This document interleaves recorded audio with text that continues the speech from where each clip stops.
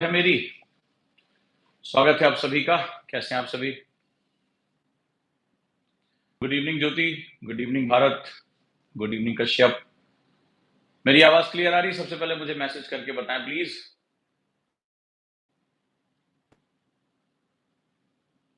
M I audible? आप सभी का बहुत बहुत स्वागत है। Hello, good evening. Razia Sultan, how are you बेटा? क्या हाल चाल है? जय हिंद। जय भारत। थोड़ा मुझे ऑफिस से आने में लेट हो गया।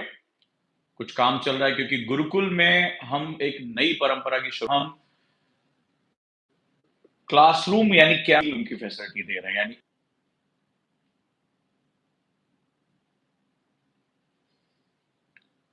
आवाज आ रही है आप लोगों को?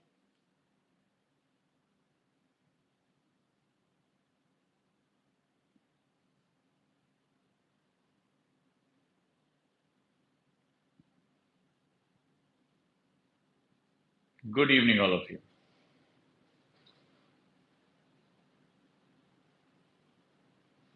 तो चलिए शुरुआत करते हैं। पिछले कुछ समय से जो मुद्दे हैं वो बहुत ही हीटेड हैं, बहुत ही मुश्किल घड़ियों से गुजर रहे हैं। तो मुद्दा गर्म है। आप सभी का बहुत बहुत स्वागत है और उम्मीद करता हूँ दिन आपका बहुत अच्छा रहेगा और आपने पढ़ाई अच्छी की होगी और किसी न किसी जो है आज आपने वो मोटिवेशन हासिल किया होगा। लगातार मैं इस तरह की कक्षाओं के साथ जो है वो देख आपको एक नर्चर करने की कोशिश कर रहा हूँ। याद रखिएगा कि जब हम यूपीएससी जैसे एग्जाम की तैयारी करते हैं या अपने आप को हम जब तैयार करते हैं तो निश्चित रूप से हमें एक बहुत ही जबरदस्त डायमेंशन की आवश्यकता पड़ती है। राइट दोस्तों? तो स्वागत है आप सभी का और मैं उम्मीद करता हूं कि आप लोग बहुत अच्छे से इसको हम करेंगे। दीपशी भी आ चुके हैं और जी लो जिंदगी का जो है वो स्कॉलरशिप टेस्ट है आप सभी का। ऑल इंडिया स्कॉलरशिप टेस्ट आप सभी ओटीपी पे आप सभी का जो है वो इस्तकबाल है। और इसके बाद दीपशी और गुरुकुल के मेरे सारे स्टूडेंट तैयार हो जाएं। सुबह आओगे, रात में जाओगे, पूरा दिन भर अब आप मेरे साथ रहोगे। तो देखें, तो गुरुकुल में एक नई परंपरा, नया रीडिंग रूम और मेरे ख्याल से आईएएस एकेडमी में अभी तक किसी एकेडमी के पास इस तरह की सुविधा नहीं रही होगी जहां इन कैंपस इतना लंबा ड्यूरेशन आपको बिताना पड़े। तो संडे है कल, अच्छे से सो लेना। मंडे से बहुत रगड़ाई होने जा रही है। हम बहुत मेहनत करने जा रहे हैं। चलिए तो शुरुआत करते हैं क्योंकि ये सारी मेहनत आपके सिलेक्शन के लिए हो रही है और डेफिनेटली एक बार आप सेलेक्ट हो जाएंगे तो जिंदगी में आगे आपको आराम करने के बहुत मौके आपको मिलेंगे। शुरुआत करते हैं आज की क्लास का। और लगातार जो भारत और कनाडा के बीच में रस्साकसी हो रही है उसमें रोज नए डायमेंशन निकल कर सामने आ रहे हैं। इसमें जैसा कि कल हमने डिस्कशन किया था और किसी थोड़ी देर बाद एक बच्चे ने मुझे भेजा कि एक न्यूज चैनल में खबर आ गई, वो जो चाइना का इशू मैंने बताया था कि कैसे ये ट्राइंगल जो है कनाडा, पाकिस्तान और चाइना कैसे मिलकर भारत के खिलाफ काम करने की कोशिश कर रहा है। अच्छा लगा कि आप लोग अवेयर हैं और अच्छा भी लगा कि मैंने उस न्यूज के आने से पहले ही यहाँ पर एनालिसिस कर दिया था। यानी जो हम यहाँ दृष्टिकोण डेवलप करने की कोशिश कर रहे हैं वो बहुत ही टू द पॉइंट है। अब हम बात करते हैं, जैसा कि आज का सेगमेंट है, चाइना बड़े एग्रेसिवली प्रवेश कर रहा है। पहले तो वो शुरुआत के एक दो दिन उसने बड़ा लुक छुप के काम किया और वहां पर उसने अपने जो चाइना डेली है उसमें लिखा कि निज्जर साहब जो थे प्रोमिनेंट सिख लीडर फलाना ढिकाना। लेकिन भारत ने जैसा क्रैकडाउन शुरू किया, एनआईए ने संपत्तियों को जो है वो उसमें करना, मोस्ट वांटेड लिस्ट निकालना और हमारी एलीट जांच एजेंसी है वो, तो ये सब कुछ बहुत तेजी से चल रहा था। जैसा कि आप लोगों को पता है कि चाइना में एशियन गेम्स आयोजित होने जा रहे हैं, बहुत इंपॉर्टेंट है। और उसमें चाइना ने एक बड़ी गंदी हरकत कर दी। ठीक है, इस समय देखो क्या है कि जो वर्ल्ड फ्रंट है वो बड़ा तेजी से खुल रहा है। चाइना तिलमिलाया तो था। ठीक है, तिलमिलाया इसलिए था क्योंकि G20 बड़ा सक्सेसफुल हो गया। उसको लगा कि जो ज्वाइंट डिक्लेरेशन है वो साइन नहीं होंगे, लेकिन वो हो गए और ज्वाइंट डिक्लेरेशन पे बात भी आ गई। पूरी दुनिया ने भारत के मैनेजमेंट को लेकर बड़ी तारीफ भी की। कोई अप्रिय घटना नहीं हुई और भारत ने आगे बढ़ते हुए अफ्रीकन यूनियन को इसका 21वां मेंबर भी बना दिया, जिससे अफ्रीका में जो मैंने कल आपको कल बताया था कि किस तरह से कनाडा वहां की माइंस में बहुत इन्वेस्ट कर रहा है और इसको कॉलोनी की तरह यूज कर रहा है, और वो उनका बेसिक उनके ब्लड में है, क्योंकि वो व्हाइट मैन्स बर्डन, यानी कि वो जो श्वेत आदमी के ऊपर ईसा मसीह का जो, या ऊपर क्राइस्ट का जो आदेश है, उसकी वजह से ये काले असभ्य लोगों को सभ्य बनाने के लिए आया हुआ है। और दूसरा जो सेगमेंट है वो चाइना का, कि चाइना को अपनी बड़ी आबादी के लिए खेत चाहिए, तो वो खेत वहां से मिल रहे हैं और वहां जाकर खेती कर रहा है, वहां के मिनरल्स को यूज कर रहा है और वहां के संसाधनों को इस्तेमाल कर रहा है। दोनों जो है वो अफ्रीका को रिसोर्स कॉलोनाइजेशन के एक नया फॉर्म है, जिसे हम लोग कहते हैं नियो कॉलोनाइजेशन, वो हम लोग बोलते हैं रिसोर्स कॉलोनाइजेशन का सेगमेंट है, वो हम उसे लेकर आए। तो चलिए हम लोग यहां से शुरू करते हैं और इस चीज को और गहराई से समझने की कोशिश करते हैं कि आखिर क्या हो रहा है। तो चाइना ने क्या किया, एक बड़ी गंदी हरकत कर दी। अब उसको किसी ना किसी रूप में भारत को जवाब देना है, क्योंकि भारत ने क्या किया है, इस G20 समिट के साथ साथ एक बहुत बड़ी चीज हो गई। G20 समिट को इसलिए भी सक्सेसफुल कहा जा रहा है, ध्यान से सुनना इसको, राइट, इसलिए सक्सेसफुल कहा जा रहा है क्योंकि भारत ने निचोड़ लिया G20। उसने कई पैरेलल मंच बना दिए, मतलब ध्यान से सुनना इसको, कई पैरेलल मंच बना दिए। जैसे इधर G20 चल रहा है, आना जाना, भारत का दर्शन कराना, सबसे पहला तो मतलब सबको उलझा दिया। G20 एक ऐसा था कि हर कोई बिजी हो गया था, भारत नाम लगा दिया, बोले इंडिया गायब, तो जो इंडिया, जो इंडिया अलायंस है वो परेशान हो गया, अरे यार इंडिया नाम ही गायब कर दिया, ठीक है, और यहाँ भारत कर दिया। इधर मीडिया भारत भारत भारत, प्रधानमंत्री के सामने भारत लिखा हुआ है, प्रधान और क्या नाम है, राष्ट्रपति ने जो आमंत्रण पत्र दिया उसमें भारत लिखा हुआ है। आधे लोग इसी में फंस गए, पूरा डिबेट शुरू हो गया, उधर चीख चिल्लाहट, उधर विपक्षी पार्टियां। इधर G20 का सफल आयोजन किया, भारत के प्राचीन दर्शन के बारे में बातचीत की, लेकिन उसके पैरेलल कई मंच तैयार करते, मतलब इसमें बहुत बड़ी टीम काम कर रही थी, जिनको कल प्रधानमंत्री ने कर्मयोगी कह के जो है धन्यवाद दिया, तमाम ऑफिसर। तो यहां पर क्या हुआ, एक बायोफ्यूल अलायंस बना दिया, यानी क्लीन एनर्जी की तरफ घुस गए, पूरे दुनिया के सामने एक लकीर खींच दी। इधर वो सोच रहे थे कि G20 पे ज्वाइंट डिक्लेरेशन नहीं आएगा, सब इसी पे पड़े हुए थे कि यूक्रेन का मुद्दा उठेगा कि नहीं उठेगा, रशिया कोई वीटो ना लगा दे, चाइना फेल ना कर दे, शी जिनपिंग नहीं आ रहे हैं, शी जिनपिंग को लगा I am the boss, Asia में मेरे बिना तो कुछ होगा ही नहीं। भारत ने कहा रुको बेटा, हम तुम्हें समझाते हैं कायदे से। तो उधर एक उसमें घुस गए। इधर क्या हुआ, चाइना को ऐसी पटकनी मारी, बोले नहीं आए बेटा तो तुम्हारे लिए कुछ इंतजाम कर देते हैं। और वहां पर वो जो है मध्य यूरोप तक एक कॉरिडोर बना दिया, मसाला स्पाइस रूट कहते थे। तो उसने BRI को काउंटर करने के लिए एक और बना दिया। और क्या हुआ कि इसमें सऊदी अरब के प्रिंस को अलग से बैठा लिया, बोला अब कहाँ जा रहे हो, मिल के जाओ यार, बातचीत करके जाते हैं। तो हर इस सम्मेलन में जो कुछ भी हो सकता था, मतलब एक भयानक जिसे कहते हैं ना कि वो आउटपुट जो निकल सकता था, सब कुछ निकाल दिया। मतलब पूरे मीडिया के पास हर दिन कुछ ना कुछ मसाला, हर घंटे कुछ ना कुछ मसाला, पूरा देश विदेश सब बिजी था, सब कुछ हो गया। तो क्या हुआ कि जैसे कि बाइडेन ने भी कहा, अमेरिकी राष्ट्रपति ने, कि भारत ने एक लकीर खींच दी, ठीक है, ब्राजील के भी राष्ट्रपति ने कहा भारत ने एक ऐसी लाइन खींच दी जिसको पार करना बड़ा मुश्किल होगा, क्योंकि निचोड़ के रख दिया, अफ्रीकन यूनियन को मिला लिया, पूरी दुनिया में हल्ला, अफ्रीका में हल्ला, हाय दैया क्या क्या भारत ने कर डाला। तो ये 2 दिनों में भारत ने चमत्कार कर डाला, ब्रांडिंग कर डाली। अब चाइना को लगा कि ये तो बड़ा गड़बड़ है। इधर फिर पुतिन ने तारीफ कर दी कि भाई हमारे भी हित साध लिए, यूक्रेन का मुद्दा उठने ही नहीं दिया, ज्वाइंट डिक्लेरेशन पे ओके ओके हो गया, सब कुछ सारे खुश, यानी हर कोई हैप्पी हैप्पी हो गया। इसी बीच में एक नई चीज आ गई और वो था कॉन्सेप्ट ऑफ ग्लोबल साउथ।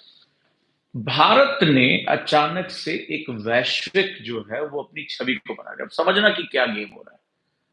तो एशिया में जो भारत साउथ में था, यानी कि दक्षिण एशिया का पार्ट था, और इसमें अपनी सुप्रीमेसी शो कर रहा था चाइना, वो पूरा एशिया का बॉस बना हुआ था, ठीक है, हम ही सब कुछ हैं।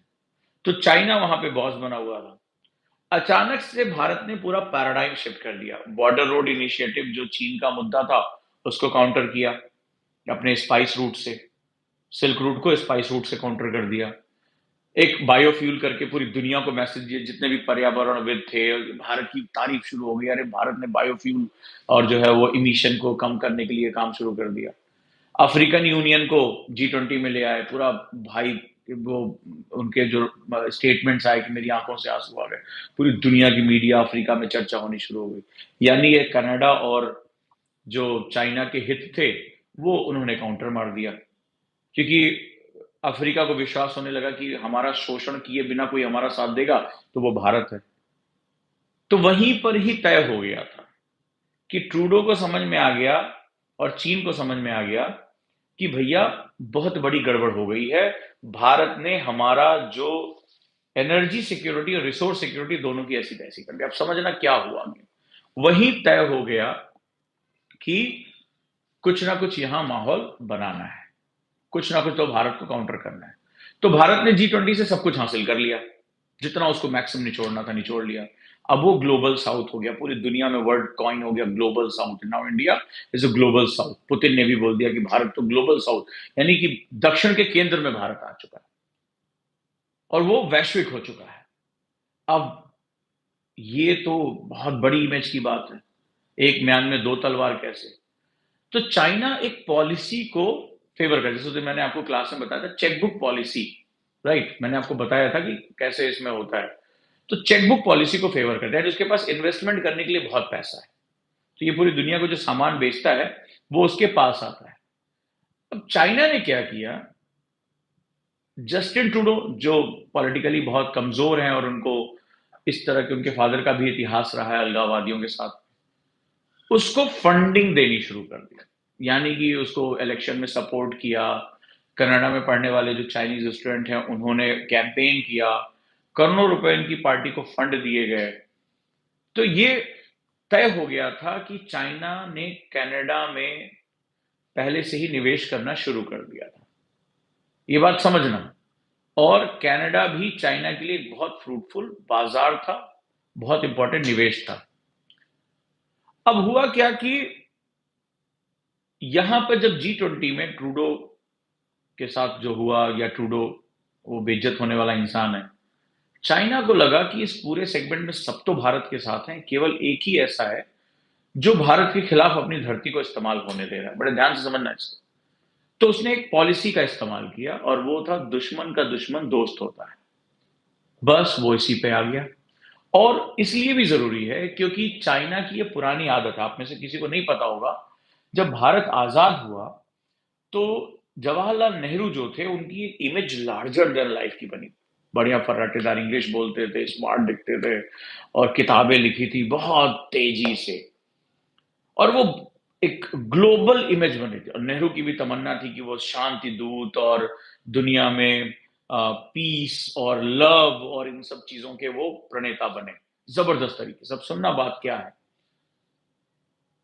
मानवतावाद की बात करना, पंचशील की बात करना, किसी भी ग्रुप में ना जाना, न शीत युद्ध में, ना अमेरिका की तरफ, न रशिया की तरफ, नॉन अलाइन मूवमेंट बनाना। और जो इमेज थी उस समय पंडित नेहरू की, वो लार्जर देन लाइफ थी। और यही जो मुद्दा था, ये चाइना को बर्दाश्त नहीं था। ये मैं बात कर रहा हूं 1962 के पहले की। तो बड़ी तेजी से वो भर रहे। फिर जब दलाई लामा ने शरण मांगी भारत को, तो उन्होंने तिब्बती शरणार्थियों को शरण भी दे दी। ये बात भी जो है वो बहुत बुरी तरीके से नागवार गुजरी उसको। लेकिन उसको जो सबसे बड़ी प्रॉब्लम थी नेहरू जी की इमेज से, कि वो जब बोलते थे लोग सुनते थे, बढ़िया इंग्लिश, धमाकेदार इमेज थी। तो धीरे धीरे चाइना को ये लगा कि भारत की इमेज चीन से ऊपर चली जाएगी।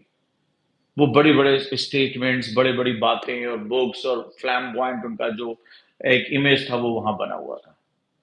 चाइना ने उस इमेज को तोड़ने के लिए 1962 का वॉर लड़ा था।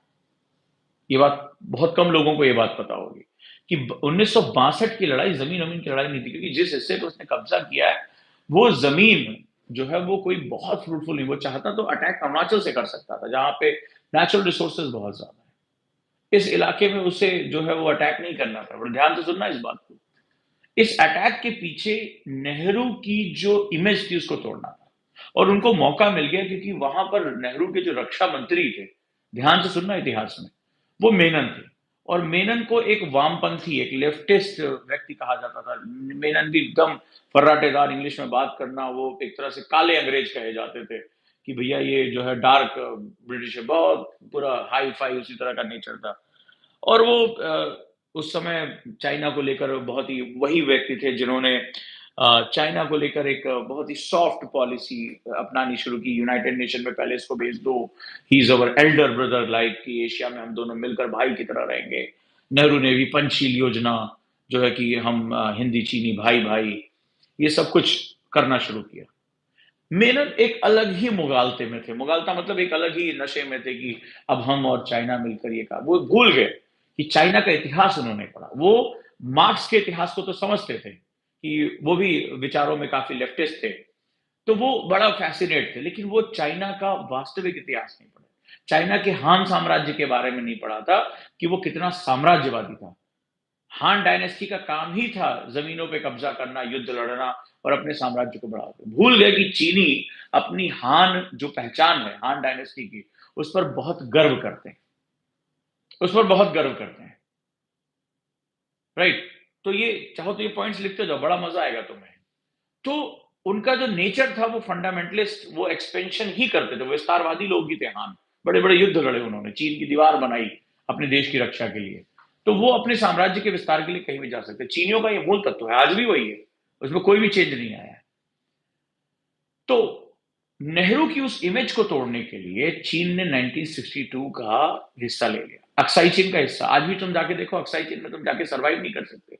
ना खेती कर सकते हो, ना इंडस्ट्री लगा सकते हो, बहुत ही डिफिकल्ट टर्रेन है।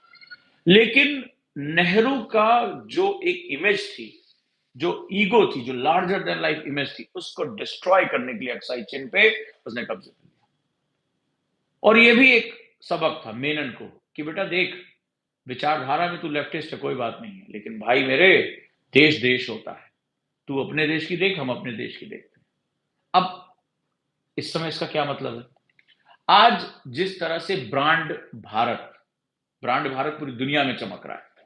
G20 को निचोड़ लिया। 2 दिन में इतने समझौते, इतनी चीजें हो गई कि कोई सोच भी नहीं सकता था एक इस तरह के सम्मेलन में ऐसी चीजें भी हो सकती है। इंटरनेशनल इवेंट इसको बनाया जा सकता है। और भारत ने उनका जहां वो पैसा निवेश कर रहे थे, जहां पर वो जिसको कॉलोनी बनाने जा रहे थे उपनिवेशवाद अफ्रीका को, उसको मिला लिया अपनी तरफ और बड़े तरीके से मिला लिया। भारत ने अपनी जो मूल तत्व थे, वसुधैव कुटुंबकम, भारत ने अपनी संस्कृति बिना किसी झिझक के, बिना किसी शर्म के पूरी दुनिया को दिखा दिया। तो यहां पर अब समझो क्या हुआ, चीन को अब डर लगने लगा है कि उसको पता है भारत में पोटेंशियल तो है, यूथ आबादी है, सबसे ज्यादा वर्किंग एज पॉपुलेशन है और पूरी दुनिया जो है लोकतंत्र है, सबसे बड़ी बात है, लोग भागकर भारत की तरफ आना चाहते हैं। टेक्नोलॉजी में भी भारत बहुत तेजी से आगे बढ़ रहा है और अपने फंडामेंटल जो तत्व हैं उसके साथ अगर भारत आगे बढ़ता है तो जहां पर वो सर्वे भवन्तु सुखिनः का कॉन्सेप्ट है और वसुधैव कुटुंबकम का जो कॉन्सेप्ट है, भारत उसको डेफिनेटली पूरी दुनिया उसकी तरफ आकर्षित होगी और पूरी दुनिया को भारत जो है एक जबरदस्त जो है वो एक सॉफ्ट पावर, अट्रैक्टिंग पावर, योग, आयुर्वेद, इसके माध्यम से भारत पूरी दुनिया का भला करने निकल ही पड़ा है। अब क्या हुआ, अब उसको ये डर लग गया कि भाई भारत की इमेज तोड़नी है, भारत की इमेज तोड़नी है। ये सारा खेल इसने पंडित नेहरू के साथ भी यही किया था। कभी पढ़ना 1962 वॉर के भी क्या हासिल कर लिया उसने इस लड़ाई से, वो सोचो, इधर लड़ने की बजाय वो अरुणाचल प्रदेश ले लेता। तो ये ब्रांड भारत जो है इसको तोड़ने की साजिश है। ये एक डायमेंशन तुम्हें दे रहा हूं क्योंकि पूरी दुनिया इस ब्रांड से चलती है। वो एशिया का दादा बनना चाहता है और अगर एशिया में भारत उभरता है क्योंकि चाइना को टक्कर देने में, चाहे वो आबादी के मामले में, डेमोग्राफी के मामले में, रिसोर्स के मामले में, पोर्ट्स के मामले में, तो वो भारत ही है और कोई नहीं है यहाँ पे। कोई और एशिया में देश ही ऐसा नहीं है। तो वो बस वही बात है कि एक म्यान में दो तलवार ना लेके वो भारत को उभरने नहीं देगा। अब डायरेक्टली वो कुछ कर नहीं पा रहा है क्योंकि उसकी इकोनॉमी डंप हो रही है, शासन में बहुत कड़ापन आ गया है, शी जिनपिंग की इमेज खराब होती जा रही है, चाइना सॉफ्ट पावर से हार्ड पावर में कन्वर्ट हो गया, दादागिरी दिखा रहा है, वियतनाम, फिलीपींस, तमाम आसपास के देश जो है उससे परेशान हो चुके हैं, उसके जो कर्ज के जाल का इनपुट था वो पूरी दुनिया में अब एक्सपोज होता चला जा रहा है कि चीन जो है सबको कर्ज में फंसाता चला जा रहा है। अब भाई क्या हुआ, तो उसने ब्रांड भारत को डिस्ट्रॉय करने के लिए ये स्टेप उसको बहुत तरीके से मौका मिला। ये सब कुछ साजिशों के माध्यम से, जैसे उसने नई हरकत कर दी है। नई हरकत क्या की, एशियन गेम में जाना था तो उसने अरुणाचल प्रदेश से जो खिलाड़ी आ रहे थे उनको स्टेपल वीजा दे दिया, नत्थी वीजा। तो स्टेपल वीजा मतलब वो कहता है कि भाई अरुणाचल तो हमारा है, हम अपने नागरिक को वीजा थोड़े देंगे, हम तो इसको टिकट देंगे। तो अरुणाचल और भारत कह रहा है अरुणाचल प्रदेश हमारा है। तो आपने देखा कि सुबह सुबह आपकी खबर आई होगी कि हमारे खेल मंत्री जो हैं अनुराग ठाकुर, वो उन्होंने जाने से मना कर दिया कि हम एशियन गेम में नहीं जाएंगे। और जो खेलों की कमिटीज हैं उन पे शिकायत भी की गई है। तो उसने क्या किया, वो अपना डर्टी गेम खेल रहा है, इसमें सारा गेम उसी का है। और चाइना इस समय कई तरीके से डरा हुआ है। तुम्हें पता है कि भारत इस समय एडवांटेज में है कई तरीके से। जैसे अगर भारत पीओके में रेफरेंडम करा के पीओके को बिना आक्रमण के समेट के सिर्फ वहां के लोगों से बोले कि आपको कहां जाना है, पाकिस्तान या भारत, और पीओके भारत में आ जाता है, तो जो चाइना पाकिस्तान इकोनॉमिक कॉरिडोर है वो डिस्टर्ब हो जाएगा। चाइना पाकिस्तान इकोनॉमिक कॉरिडोर का महत्व क्या, जरा ये समझो। चीन को एक बहुत तेजी से ग्रो करती हुई अर्थव्यवस्था है, तो उसको बहुत ज्यादा ऊर्जा की आवश्यकता पड़ती है। जब कोई देश आगे बढ़ता है तो उसको ऊर्जा की जरूरत पड़ती है, एनर्जी की। चीन जो भी एनर्जी मंगाता है वो बेसिकली जो है वो मलक्का स्टेट से मंगाता है, सिंगापुर के कॉर्नर से निकलता है। और मलक्का आने से पहले उसको अंडमान निकोबार से गुजरना पड़ता है, हिंद महासागर से गुजरना पड़ता है, जो भारत का अधिकार क्षेत्र है। और ये सारा जितना भी तेल है, हरमुज यानी ईरान से निकलते हुए इराक से हरमुज जल संधि से निकलता है, और ये साउथ चाइना जाता है, दक्षिण चीन सागर जाता है, जहां पर उसकी मैक्सिमम फैक्ट्रीज है, रात दिन उसको जरूरत है। अब उसका जो, उसको रात में भी ये सपने में डराता है। अगर भारत चाहेगा, एक थ्योरी अपनी यूज करेगा, आयरन कर्टन थ्योरी, और अगर वो आयरन कर्टन लगा देता है अंडमान निकोबार पे, उसके जहाजों को जब चाहे तब कट ऑफ कर सकता है। अगर कभी भी कोई टेंशन होगी अंडमान निकोबार पे, ये जितना भी सप्लाई हो रहा है उसको इंडिया कट ऑफ कर देगा। इसको आयरन कर्टन कहते हैं। तो चाइना की एनर्जी सप्लाई रुक जाएगी, और ऐसे जैसे एनर्जी सप्लाई रुकेगी, चाइना का इकोनॉमिक ग्रोथ रुक जाएगा, फैक्ट्रीज बंद हो जाएंगी। बड़े ध्यान से समझना, ये कहानी के पीछे कई लेयर्स हैं। तो रात में उसको हॉन्टेड ड्रीम्स आते हैं चाइना को, मलक्का मलक्का डायलमा बोलते हैं, राइट, मलक्का स्टेट से। तो उसको तोड़ने के लिए इसने दो रूट निकाले। एक, रशिया से इसने पाइपलाइन बिछानी शुरू की। दूसरा, तो रशिया के पास नेचुरल गैस है, प्राकृतिक, लेकिन चाहिए तो उसको पेट्रोल डीजल। तो उसने क्या किया, पाकिस्तान कराची से, ग्वादर जिसे बोलते हैं, ग्वादर से उठाया पाइपलाइन, सड़कें, सब कुछ, एनर्जी सिक्योरिटी, धड़ाधड़ उसने ऊपर ऊपर निकाल दिया, भारत पीओके से निकाल दिया। अब अगर भारत पीओके में वापस में उसको मिला लेता है तो इसकी वो एनर्जी सप्लाई कट जाएगी। और भारत अगर अफ्रीका को अपनी तरफ मिला लेता है तो वो सारा रिसोर्स जो है अफ्रीका खुद आगे बढ़कर भारत को दे देगा, क्योंकि अफ्रीका के पास विकल्प नहीं है। दोनों अफ्रीका को जोंक की तरह चूस रहे हैं। इन्होंने रिसोर्स कॉलोनाइजेशन बना रखा है, लेकिन अफ्रीका खुद आगे बढ़कर भारत से कहे कि तुम तो मेरे मित्र हो, तुम तो मेरे साथ हर जगह खड़े हो, और तुम ही मेरा दर्द समझ रहे हो। पूरी दुनिया में ये जितने भी लोग हैं, इन्होंने हमारा शोषण ही किया है, चाहे वो अंग्रेज हो, कनाडाई हो, चाहे वो फ्रेंच हो, डच हो, पुर्तगीज हो, फ्रांसीसीज हो, जर्मन हो, सब ने उसको कॉलोनी बनाई है। तो भाई तुम मेरे साथ खड़े हो। तो वहां पर जो ये निवेश कर रहा है चाइना, धुआंधार, चाइनीज को ले जाके बसा रहा है, खेती कर रहा है, रिसोर्स निकाल रहा है, इसकी हो जाएगी ऐसी की तैसी। ये हर तरफ से मारा जाएगा, क्योंकि चीन को भी समझ में आ गया पाकिस्तान एक फेल्ड नेशन है, वो बेचारा कुछ नहीं कर पाएगा। तो उसको अब वो विकल्प के रूप में देख नहीं रहा, मजबूरी है, वो गले की हड्डी है कि उसको अपनी एनर्जी सिक्योरिटी बचा के रखनी है। तो ऐसे में भारत के खिलाफ एक ग्लोबल गेम शुरू कर दिया गया है, राइट, ग्लोबल गेम शुरू हो गया कि किसी भी तरीके से भारत को डिफेम करो, परेशान हो। और उन्होंने नेहरू के समय के भारत को कैलकुलेट कर लिया था। तो पंडित जवाहरलाल नेहरू के एक गलती बहुत बड़ी हुई थी, वो आदर्शवादी हो गए थे।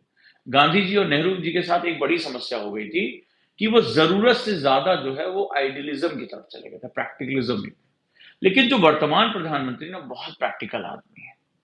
जैसे नेहरू जी ने क्या किया था, इतने आदर्शवादी हो गए थे, इतने आदर्शवादी, शांति कबूतर, कि उन्होंने भारतीय सेना को धीरे धीरे स्ट्रक्चरली न्यूट्रलाइज करने का प्लान बना लिया था। पढ़ना कभी आप आश्चर्य करोगे, भारतीय सेना को धीरे धीरे उन्होंने, कि कम करना है, सेना की क्या जरूरत है, हम तो अहिंसा वाले देश हैं, महात्मा गांधी के आदर्शों पे आगे बढ़ेंगे, अहिंसा पर। उन्होंने धीरे धीरे सेना का डेवलपमेंट ही बंद कर दिया था। अभी आपने देखा संसद में प्रधानमंत्री ने यही बात कही कि पहले हम बॉर्डर तक पहुंच ही नहीं पाते थे, और जान तो लॉजिक क्या देते थे कि भैया हम बॉर्डर पे सड़क बनाएंगे ही नहीं, ना हमारा टैंक पहुंचेगा ना उनका टैंक पहुंचेगा, हम पुल बनाएंगे ही नहीं, तो चाइना को हम काउंटर कर लेंगे। आप सोचो कि कैसे कैसे नेता थे हमारे यहाँ, वो कहते थे कि हम बॉर्डर पे सड़क ही नहीं बनाएंगे तो चाइना का भी टैंक भारत में अटैक नहीं कर पाएगा। बताओ, कभी कभी तुम्हें सुन के आश्चर्य बहुत समझ में नहीं आता क्या लोग हैं। लेकिन अब ये भारत थोड़ा सा, कनाडा को भी उम्मीद नहीं थी कि जो इतने सालों से भारत की इमेज बनी हुई है दब के रहना, अरे कुछ बोल दिया ओ माय गॉड, हमें अपनी गिरावान झांकने लगते थे, आदर्शवाद अहिंसा, हमारे अहिंसा के सिद्धांतों को चोट लग जाती, हम कैसे कैसे कर सकते, दुश्मन का असैसिनेशन कैसे कर सकते। लेकिन भारत में अब राष्ट्रवादी लोग आ गए हैं, वो भारत के हिसाब से डिसीजन लेते हैं। उन्होंने कहा घुस के मारना है मार देंगे।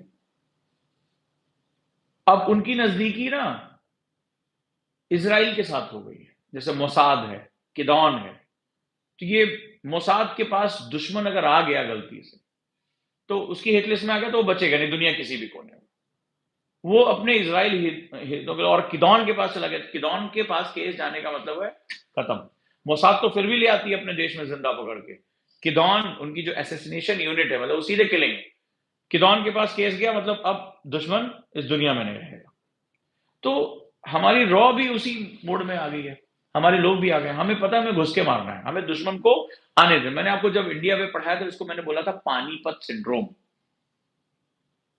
Right, Panipat syndrome. भारत को सालों तक इसने परेशान किया, अब जाकर हमने छोड़ा। पानीपत सिंड्रोम तुम देखो इतिहास में सारी लड़ाइयां पानीपत में हुई, कहां है भैया, दुश्मन आ रहा है स्टेपी से, काराकोरम वहीं मार लेते यार, वहीं लड़ना तो वहीं जाके लड़ लेते। नहीं नहीं, आइए आइए, दिल्ली के बगल में पहुंचिए, मैदान में पहुंचिए, तब्बू लगाइए, ताकि जब हम हार जाए तो 10 मिनट में हमारे घर में घुस जाइए। इसको बोलते हैं पानीपत सिंड्रोम, यानी दुश्मन को आखिरी समय तक वेट करते रहना, वेट करते रहना, वेट करते रहना, क्या सोच के कि दुश्मन इतनी दूर आएगा थक जाएगा, और जब थक जाएगा तो हम आक्रमण करके मार देंगे। इसको बोलते हैं पानीपत सिंड्रोम। भारत ने इसको चेंज कर दिया। कश्मीर में होता था, आतंकवादी अंदर घुस गए, मार टर टर गोलियों से लोगों को मार दिया, फिर खोजबीन शुरू होती थी, हम बहुत सख्त एक्शन लेंगे, मुंबई अटैक हुआ हम बहुत सख्त एक्शन लेंगे, हाफिज जी को हम पकड़ के रहेंगे। भारत ने कहा खुद खत्म करो, हमारे बम फोड़ा ना तुमने, अब तुम भुगतो। घुस के मारा और बोला आगे फिर मारेंगे, और ऐसा मारेंगे कि तुम निकल ही नहीं पाओगे। इसको बोलते हैं अब भारत ने पानीपत सिंड्रोम को छोड़ दिया है। ये बात ये दोनों पता लगाने से चूक गए। तो भारत ने कहा बेटा अब ऐसा है कि हम तुमसे कायदे से निपटेंगे, और चाइना को इसी तरह से काउंटर किया जाए। और बेसिकली चाइना चाहता है कि ग्लोबल साउथ का कॉन्सेप्ट सक्सेसफुल ना हो पाए, क्योंकि आज तुम ये बात लिख के रख लो, बहुत ध्यान से सुनना, चाइना की पूरी मार्केट खत्म होने वाली है। जितनी कंपनीज हैं वो चाइना आज छोड़ने के लिए तैयार है, और ये इकोनॉमिक्स का चक्र होता है, कभी एशियन टाइगर्स थे, जापान, ताइवान, पूरी दुनिया, जब वहां पे धीरे धीरे सब सेचुरेट हो गए तो लोग चाइना भाग कर गए। चाइना ने उनको उपयुक्त जमीन दी, आइए सेज बनाइए, कोस्टल इकोनॉमिक जोन बनाइए, आप आइए, फ्री ट्रेड के साथ आइए, हम आपको इंफ्रास्ट्रक्चर दे रहे हैं। भारत में क्या था, आइए आइए आइए, लेकिन हम इंफ्रास्ट्रक्चर नहीं देंगे, हम रेलवे नहीं देंगे, हम सड़क नहीं देंगे, हम बिजली नहीं देंगे, और ज्यादा कमाए तुम कट्टा लगा के तुमसे हम छीन भी अपहरण भी कर लेंगे हम तुम्हारा। तो भारत ने पिछले सालों से चेंज किया, हमारा एक्सप्रेसवे डेवलप होना शुरू हुआ, हमने जो है वो लैंड रिफॉर्म्स करने शुरू किए, हमने जो है ईज ऑफ डूइंग बिजनेस करना शुरू किया, सिंगल विंडो क्लियरेंस शुरू किया, तड़ातड़ हमें जो काम होने शुरू किए, सुरक्षा पर ध्यान दिया, निवेश पे ध्यान दिया, बिजली पे ध्यान दिया, लोगों की इनकम बढ़ाने पे ध्यान दिया। तो अब क्या हो रहा है, पूरी दुनिया, और सबसे बड़ी बात है जो भारत के अंदर भारत के विरोध में बात करते हैं धीरे धीरे उनको न्यूट्रलाइज करते चले गए, उनको किनारे लगा दिया, और एक राष्ट्रवाद की भावना पैदा कर दी, जहां पर देश अपने लोकतंत्र, अपनी मूल्यों पर गर्व करता हो। तो अब पूरी दुनिया जो, जैसे अभी आपने देखा, छोटा सा एग्जांपल, आईफोन 15, छोटा सा एग्जांपल ले रहा हूं, ये आज से कुछ साल पहले, ज्यादा नहीं कुछ साल पहले, ये नया मॉडल इंडिया में लॉन्च नहीं करते थे। बड़ा सा एग्जांपल दे रहा हूं, क्योंकि इनकी नजर में इंडिया की मार्केट कोई अच्छी मार्केट नहीं थी। इंडियंस कहाँ आईफोन आईफोन खरीद रहे, कहते थे खिडरी के बराबर। अभी भाई साहब इंडिया में ही बना, एड मैंने कल देखा, एड देखा कि देश की मिट्टी से बना आईफोन। ये देखो, ये चेंज मैं तुम्हें बता रहा हूं कुछ सालों का, मात्र 5-6 सालों का चेंज। कि एप्पल कंपनी भारत को प्रीमियम यानी कि जैसे जिस दिन लॉन्च हुआ उसके योग्य नहीं मानती थी, उसके योग्य नहीं मानती थी। बहुत दिन बाद वो दुबई रूट पकड़ के वो फ़ोन अंदर-बंदर आता था, या जिसके रिश्तेदार दुबई-वुबई में रहते थे, "अरे यार आते आईफ़ोन लेते आना।" यहाँ नहीं मिलता था, यहाँ पुराना मॉडल आता था। जब दुनिया में 13 चल रहा है तो यहाँ 12 आ रहा है, इस तरह से होता था। अभी ऐड देखो ज़रा, टिम कुक आते हैं एप्पल का जो है स्टोर ओपन करने के लिए, टिम कुक आते हैं और आते हैं तो क्या है, उसके बाद भारत में ऐड कैसे है, भारत की मिट्टी में बना आईफोन, आपने देखा होगा, देखा है कि नहीं देखा? ये बदलते भारत की ताकत है, तुम इसको हल्के मत लो। और रशिया, पुतिन कहते हैं कि भैया देखो मेक इन इंडिया कितना सक्सेसफुल प्रोग्राम है, तो ये जो बात हो रही है ना, ये ग्लोबल लेवल पे हो रही है। यानी वो कंपनीज अब चाइना छोड़कर भारत को आने को तैयार है, भारत आने को तैयार है।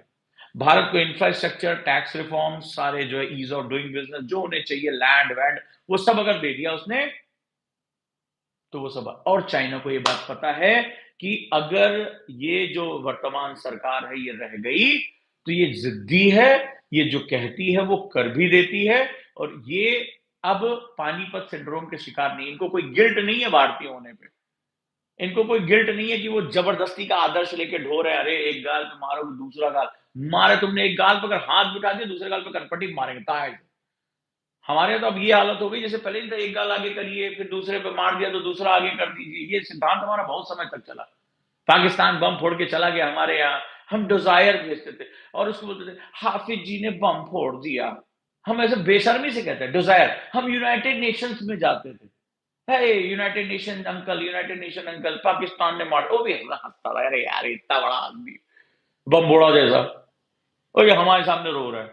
हम एक चौथाई भी नहीं है, पाकिस्तानी हमारे बारे में सोचता था, अपनी रक्षा नहीं कर सकता। और अभी भारत ने पूरा माहौल बदल दिया।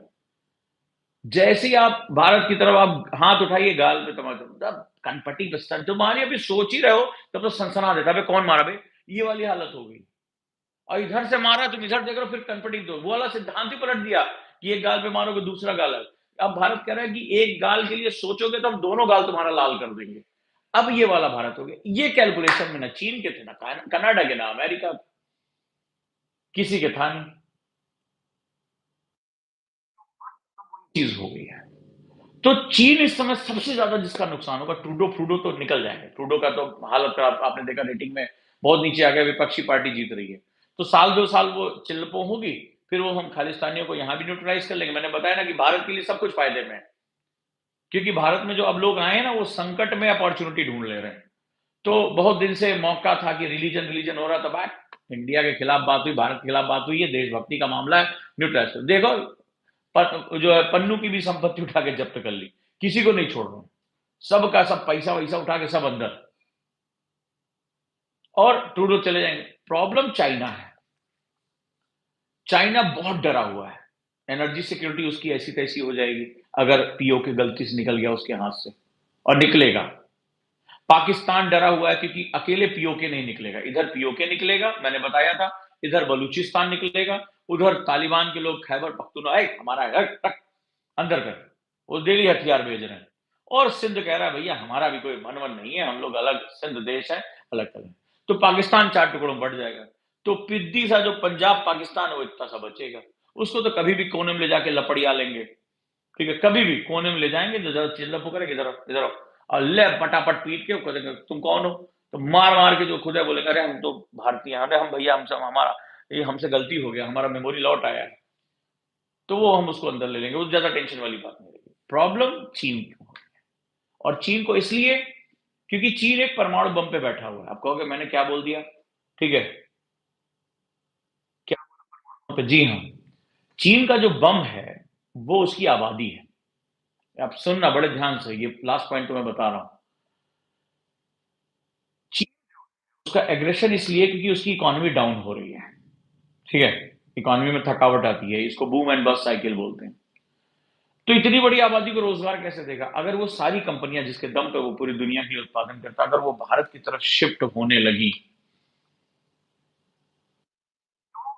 आबादी के पास रोजगार नहीं रहेगा।